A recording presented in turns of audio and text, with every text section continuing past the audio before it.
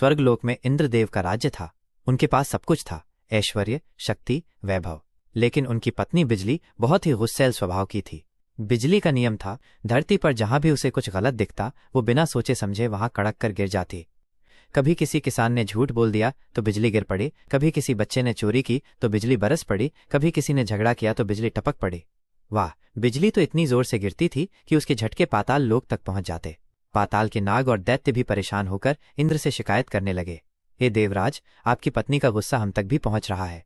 अगर इसे ना रोका गया तो ना धरती बचेगी ना पाताल। देवता भी घबरा गए और इंद्र से बोले, हे देवराज, अगर ये ऐसे ही गिरती रही तो एक दिन धरती पूरी तरह फटकर खत्म हो जाएगी।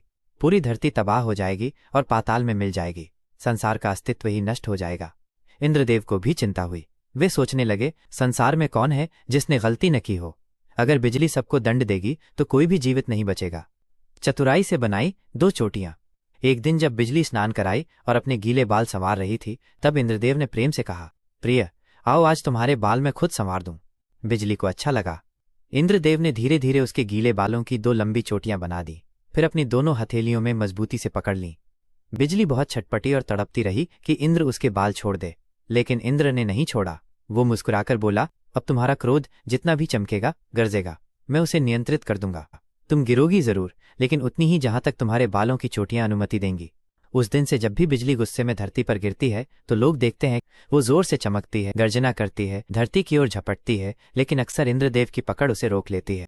हाँ, कभी कभी जब इंद्र किसी काम में व्यस्त हो जाते हैं तो उनके हाथ ढीले पड़ जाते हैं। गीले बालों की चोटी उनके हाथों से फिसल जाती है और तब बिजली सचमुच धरती पर गिर पड़ती है। लेकिन इंद्र ने दो चोटियां बनाई थीं, इसलिए चाहे एक छूट भी जाए दूसरी पकड़ी रहती है। इसीलिए बिजली कभी धरती को तो छू लेती है पर पाताल तक नहीं जा पाती। सीख, हर चमकती बिजली हमें याद दिलाती है कि क्रोध अगर नियंत्रण में रहे तो सिर्फ रोशनी और चेतावनी देता है, लेकिन अगर वो बेकाबू हो जाए तो सब कुछ जला सकता है।